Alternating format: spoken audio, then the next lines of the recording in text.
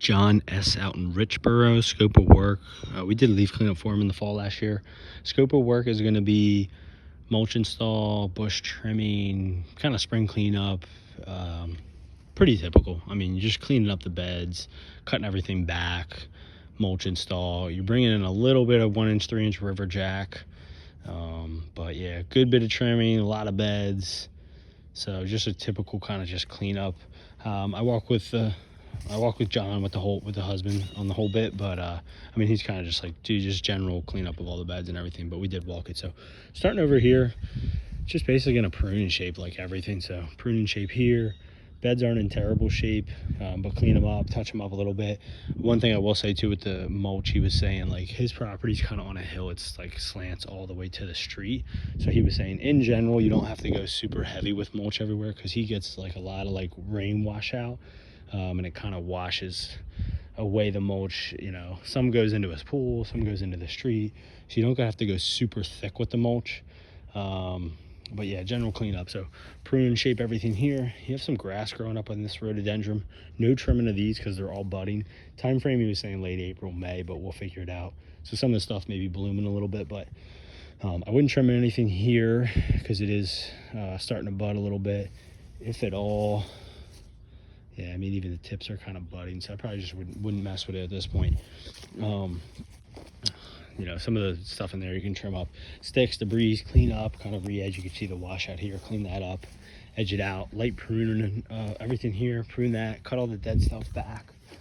I'll come back to this. All the tall grasses, obviously cut them down, you know, foot high, haul them away, clean up of all the droppings of it and such. Back here, cut all this stuff back. So this especially, the mulch, just don't go heavy because he said it just washes into his pool. More on the other side, he was calling it out, but yeah, any tall grasses in here maybe clean up. Cutting all the tall grasses. Don't kind of worry about doing anything back there. They're forsythias. He said they'll grow in. He just lets them go. Like no trimming at all, no mulch up there because it just washes out. Don't worry about it. All these tall grasses, cutting them all down, clean up all the clippings here. There's a bunch of them. You know, it's probably easy if 2 people, 1 person holds it, snip, drop it in a tarp, and go through the whole way. We can rip through it pretty quick, hopefully. This kind of like, you can cut back some of this dead stuff, trim back some of this dead and dormant stuff. Again, don't go light with the mulch, especially right here. He was saying he gets bad washout into the pool. So the 1 year like turned his whole pool like, you know, green. So just be careful with the mulch here, go thin. And the one thing we're gonna do is, so you can see he's got river jack here, like 1 inch, 3 inch essentially. But this mulch starting like here, we're gonna get this mulch out of here and then just throw down some more river jack. I wouldn't worry about putting fabric and all that. I would just weed this out, spray this area, preen it, and then just put the stone on top. But essentially we're gonna extend, like widen the rock that's here in hopes that he'll get less of a washout of taking the mulch and wash it around the corner. And then again, just go light with the mulch, especially in this area. Yeah, so stone in here, and if you got a little extra you want to like pile it on top of that, that's cool. And then if you have an even more extra and you just want to kind of load in here, that's fine, just get rid of it. Clean this up, mulch it.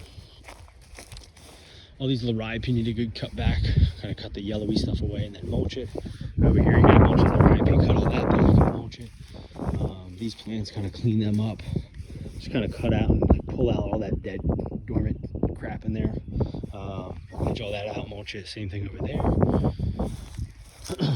Back here you got like black-eyed Susans and stuff. You can cut all that back. Rhododendrons, you can deadhead the dead stuff. Cut all this stuff back, clean all this up, mulch this whole area.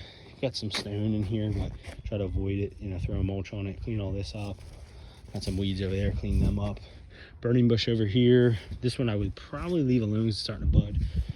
Burning bush, you can just kind of shape it, kind of prune it back, maybe, you know, 6 or 8 inches. Give it a little bit of a shape up.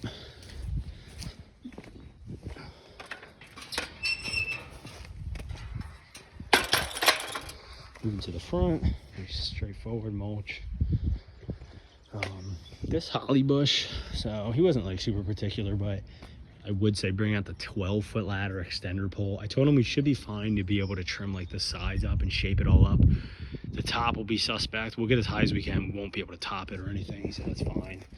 But you can see it start growing on the house. It's like basically his gutter. So cut all that back. His more concern was right here in the walkway. So just cut this back as he loses his walkway. So trim that back. And then this burning bush, cut that back kind of considerably. I would say like at least a foot. You want to cut all this back, like kind of off his walkway. It's started to creep in. It's getting kind of narrow there. And then just like lightly prune around all the sides of it. Clean that up. You know, prune and shave, clean these beds up, just weeding them out. Again, this is where he said he gets kind of bad washout too because of the slant of it, but you can kind of see like it rained on this weekend. You can see probably all the washout, but yeah, just prune and shave. This stuff's looking kind of rough. I would give it a light prune just to kind of cut some of this dead stuff out of these. Don't go crazy with it. And lightly prune everything here, mulch it. If these are still here, there probably won't be, but if they're still here, clean up the sticks and such. You know, weed that out, mulch it. Same thing here. I know, 12-foot ladder, do your best. I told him same thing. We probably can only go so high, but just do what you can with this one. All these, trim and prune them up, clean up the beds. Got a dead branch here. It might be gone by the time we come out, but prune and shape all this. These are ripe. Actually look half decent. You might be able to just leave them be. They're actually already kind of greenish, but maybe a little trim, but they're probably mostly good. I'll leave the maple alone. It looks fine. Prune and shape all your boxwoods here. Prune and shape all these. Rhododendron, you can kind of just trim up a little bit on the sides and kind of shrink it in a little bit. And yeah, and then wrapping it up over here. You get your tip grower shrubs over here. Just light prune on them. We don't want them to get too bare. But prune and clean up, and that's it. Side note for the mowing guys, he said his mowing guy mows them for $37 a week. So just FYI, it's pretty cheap for this size property. But and that's it.